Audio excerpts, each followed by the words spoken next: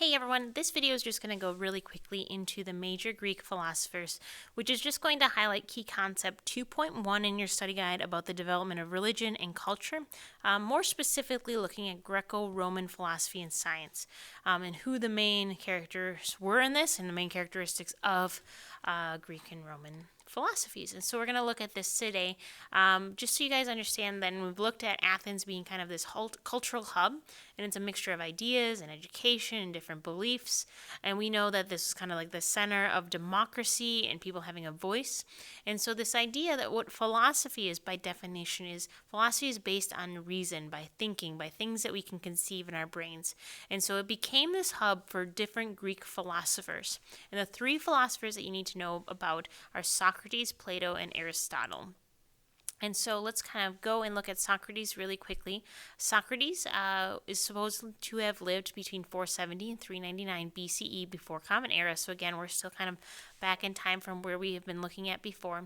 He was an Athenian citizen, and he really came up with this idea of the Socratic method or Socratic questioning, where he would really question what we really knew and what was possible to know.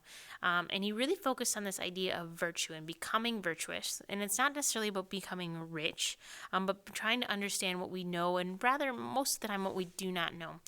You probably have heard some of his quotes before, like, "As for me, all I know is that I know nothing." He also has said, and you don't need to write these ones down, if a man would move the world, he must first move himself.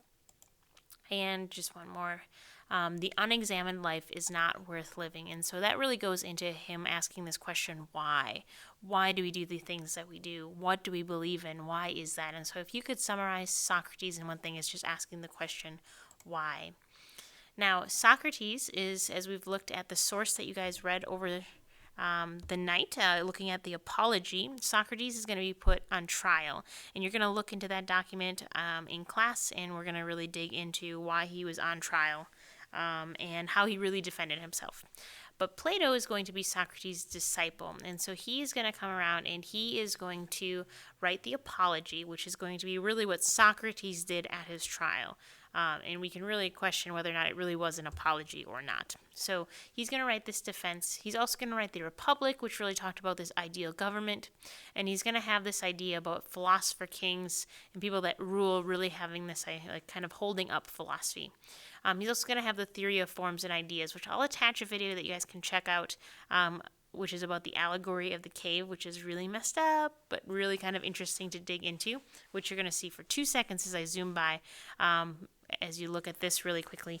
But it's going to be a video that looks at this idea of a cave, and if people lived in a cave, what would that be like? And so if you want to check this out, this exists in here, that he wrote this. So just so you know, it's about people that were in a cave and what they saw and if what was real and whatnot. So it kind of could mess with your heads, but if you want to check that out and understand more about the allegory of the cave, you can do that.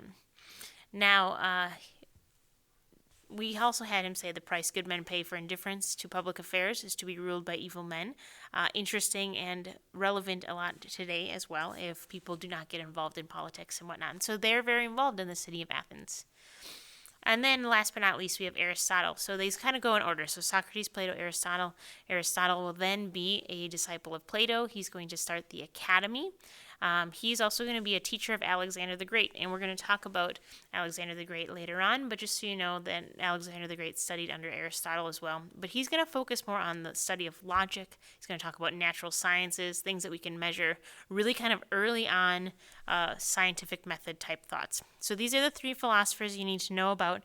And so when you're looking at the kind of key concept talking about main characteristics of Greco-Roman philosophy and science, you can write down these characteristics, really questioning, looking at virtue, understanding the sciences, understanding what we know and what we do not know. Those are key things that you guys can put in your study guide. Otherwise, hopefully that is helpful to kind of overview the things that you've probably read a little bit about in your textbook.